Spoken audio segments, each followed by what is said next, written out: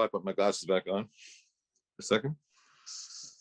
Well, everybody, I am Dave, and he is. I am Sean. Together, we are Barstools and Bandtalk, with courtesy of RFL Records tonight. Got a special guest. Why don't you bring them on, Sean? Yeah, so it's been a while since I can't even think when the last time we've actually had time to sit down and interview some folks. It's just been so busy. Everything's opening up again worldwide, and we have a worldwide flavor coming for you tonight. Sam Bone, who does a lot of promotion and PR work with RFL Records, turned us on to these guys. This is a band called Pressure out of Sweden. And I tell you, this is going to be really neat.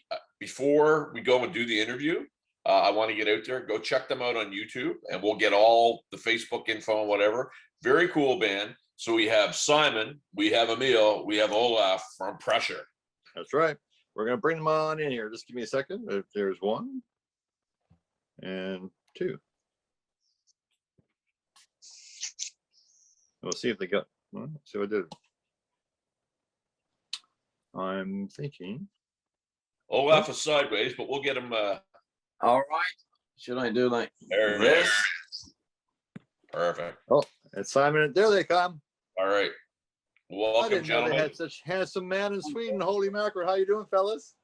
We're Fine, good. thank you. Great. Awesome. Woo! How are you?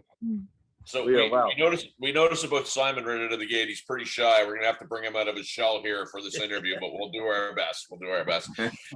So before you guys came on, Olaf and Dave and I were chatting about your genre. He was talking about how you guys are story metal. So Olaf, let's start with you with what you were saying, and give the viewers sort of an idea of what that is. Story metal.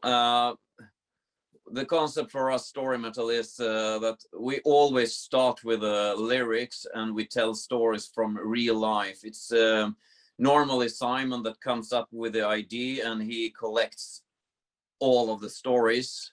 He's kind of a collector. And some of the stories is from his own life, or some from our life, or from someone close to us. And he writes the story down, and after that we put the music to the story to fit the story. So if you listen to our different songs, you will notice that it's really hard to put us in one genre, because the music tells the story. So sometimes it could be a really metal song, or the next song could be a pop metal song, and the next song could be with a little bit of folk music inside, but there's always some kind of rock. Is there something you would like to add, Simon, since you're the kind of the head creator? I'm the shy shell guy, so I don't speak that much. Yes, you are. You and Sean, then. Yeah, exactly. No, I think that's pretty the right way we do that. I mean, we take the mood from the music, as we combine storytelling and metal music. We try to find the mood that fits the song, and I would say that we search through the different genres of metal that and find something in power, heavy, or thrash, or death, or whatever you find in what the song needs, and it often starts with a mood or a thing. So, but it always starts, as Olof said, with a lyric, and even before the lyric, it starts with an experience or a story. Right. So who would be your influences growing up now, fellas? I mean, like, I don't even know if I've ever heard of this genre before. It sounds kind of new to me. So who would be your influences growing up?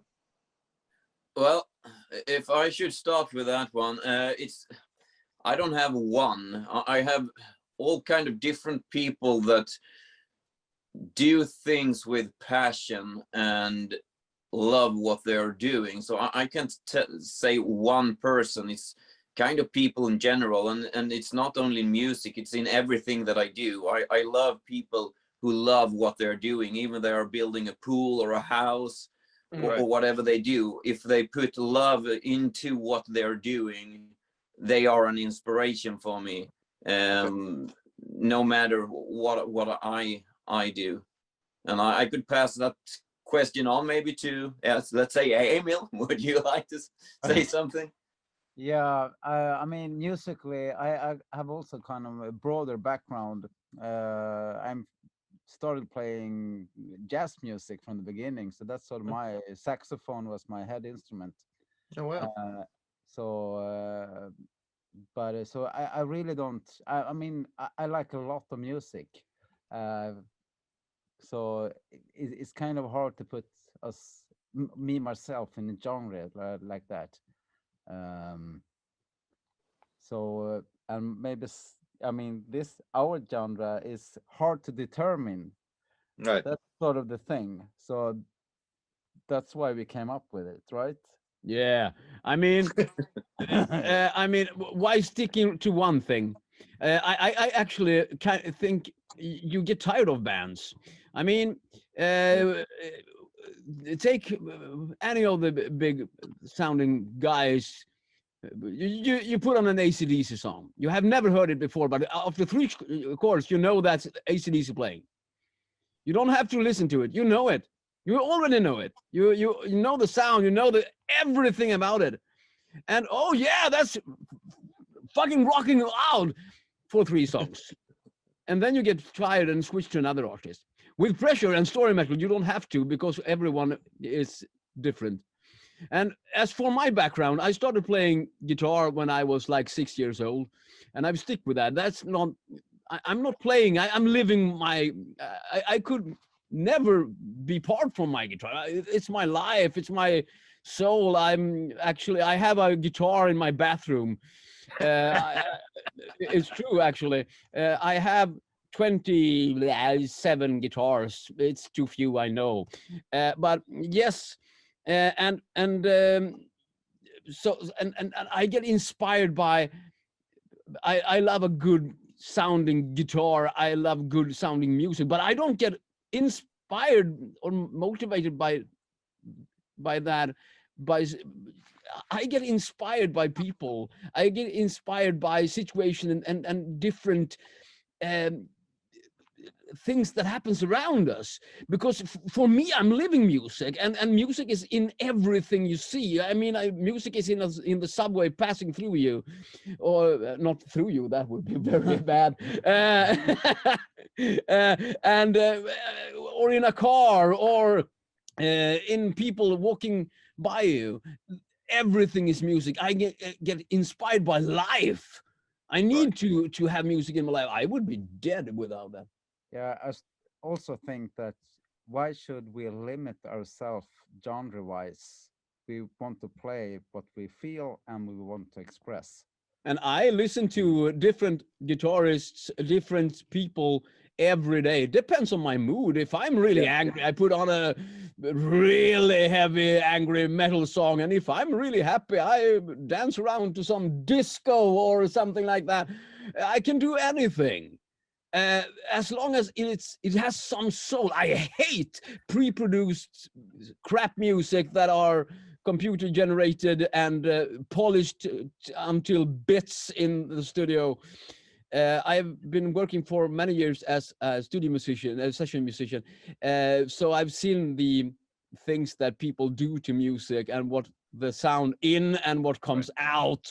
And true music should be played and experienced live, and it should come from the soul. It should mean something. If you don't mean it, well, go be a train conductor or something. Yeah. Fair enough. And what you're talking about, because I mean, you know, your genre, I mean, it's all over the place, but you mentioned, so bands that go in and use drum machines, you can tell in an instant that's a drum machine. There's a certain amount of precision that obviously has to come with what you guys are playing, right? So you have to know your instrument, you have to know how to do it. There's, you know, it's technical, but you got to have feel. I mean, it's really all over the map, because if you're kind of weaving in and out of genres, you can't be, you know, a 2 and 4 drummer or a power chord guitar player. You really have to have, I don't know if theory is the right word, but you have to have a broad sort of spectrum of knowledge of your instrument. Is that a fair statement? Yes, that's a really fair statement, and it's one of my things that I really love to do is to explore and find new music styles, new genres, new way of listening to music. I when I'm not playing here and doing studio works, I work as a musician only, so I try to do take work wherever into. So I also am giving guitar lessons, and one of the things that I do with my students is that then when they come to me and they say, "Oh, I want to be Kirk Hammett." All right, I want to do every Metallica song ever. Okay, yeah. Do you already know them? Oh, most of them I know, but I have this solo. Okay, well, today we are going to focus on Eric Clapton. What? I never listened to that. Blah. Oh no. Okay, but well, you'll learn something new today. And next time we do Steve Vai, and next time we take Jimmy Page, and next time we do Malmsteen or something like that. So and then when we have gone through 5 different guitars, then we go back to Kirk, and they say, "Oh, I understand now what he found this and what he found that," and suddenly they can incorporate Hammett style with Vai and with Lukather, and suddenly they have their tools to develop their own sound. That's a very good point. So listen, to your point though, you had talked about how, and I really like what you said. Like, first of all, you said that you find passion in people and places and things, whatever it is, and that's what you're right about. So you're doing lyrics first, and then your music will fit the lyrics. I guess I'm wondering how that interprets from the studio to what you said, Simon, that has to be experienced live. So are the songs that complicated that you can pull them off live too? Yeah, we do that. We try to power up the songs with a video concept that tells the story behind us as well. So, and we are exploring different kinds of videos as we speak. Perhaps you could talk about that, Olof. Yeah, the video concept. Yeah, it's a work in progress. We are still working on how to make the expression go there to add to the show and not take over the show, because you want to, of course, see the rock and rollers up the stage and put a lot of energy and passion into it, and then you have the video in the background. Oh, background. I get you. Okay. Oh, very cool. And we are kind of working on how to put it all together, and our idea right now is like, maybe if you think of a comic book, but it's a black and white comic book, and there is no text in the bubbles where the normal, because it's often me telling what the story, but you see pictures like from a comic book behind us to even more tell you the story and what's behind. So you should get, when you see a concert from us, we really hope that you will get emotionally filled with something. Well, that's a very good point. Listen, on that point, let's take a little break, and what we'll do is we'll come back and we'll talk more about how your music will cause something to emote in one person who's watching your show. That's a very cool point. All right, you want to take a break then? Is that okay? Yeah, definitely. All right.